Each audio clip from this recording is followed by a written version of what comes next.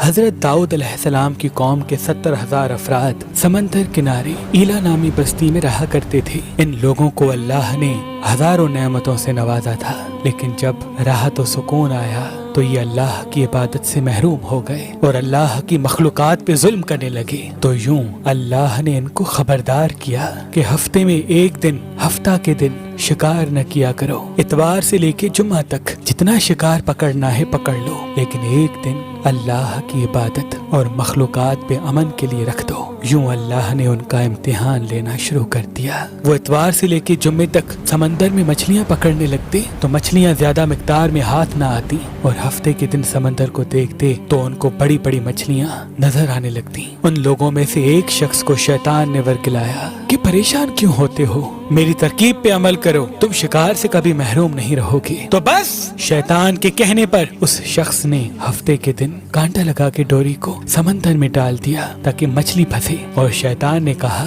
اس مچھلی کو تم اتوار کے دن نکالنا، اور یوں ہفتے کی حرمت بھی باقی رہے گی اور تمہارا شکار بھی ہو جائے گا۔ بس شیطان کی بتائی ہوئی ترکیب پہ ہفتے کے دن مچھلی پھنسی رہی، اور وہ اتوار کے دن نکالتا اور خوشی سے کھاتا۔ جب آس پاس کے لوگوں نے پوچھا تو ان کو بھی یہ ترکیب بتانے لگا، اور یوں اس قوم کے کچھ لوگ ہفتے کے دن مچھلی پکڑنے کے لیے جال پھینکتے اور اتوار کے دن نکالتے، اور کچھ نے تو اس سمندر میں سے نالیاں بنا کے چھوٹے چھوٹے تالاب بنا دیے، کھڈے بنا دیے، تاکہ ہفتے کے دن جیسے ہی مچھلیاں یہاں سے گزریں تو ان تالاب میں پھنس جائیں، اور ہم اتوار کو ان مچھلیوں کو نکال کے پکا کے کھائیں گے۔ اس گاؤں میں کچھ اللہ کے خاص بندے بھی موجود تھے جو کہنے لگے، اے لوگو، اللہ نے ہفتے کے دن شکار کرنے سے منع کی ہے۔ یہ جو تم جال پھینکتے ہو یا چھوٹے چھوٹے تالاب بناتے ہو، ان میں ہفتے کے دن اگر مچھلی پھنستی ہے تو یہ شکار ہفتے کے دن کا ہوگا۔ اللہ کے عذاب سے ڈرو، اللہ کی نافرمانی نہ کرو۔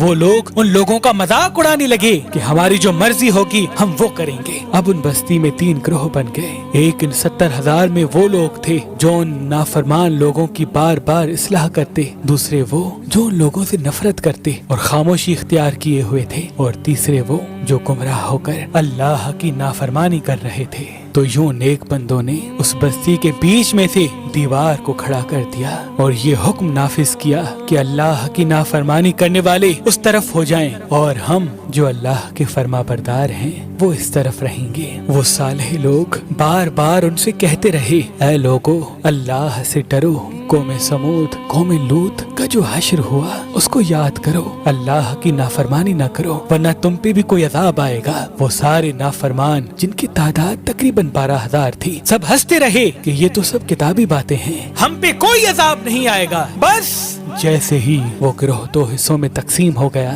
ایک وہ جو اللہ کے فرما بردار بندے دیوار کے اس طرف تھے، اور دوسرے وہ جو نافرمان بندے جو دیوار کے اس طرف تھے۔ وہ نافرمان پوری رات ہنستے رہے، مذاق اڑاتے رہے، اور وہ اللہ کے خاص بندے دیوار کے اس طرف اللہ سے معافی مانگنے لگے۔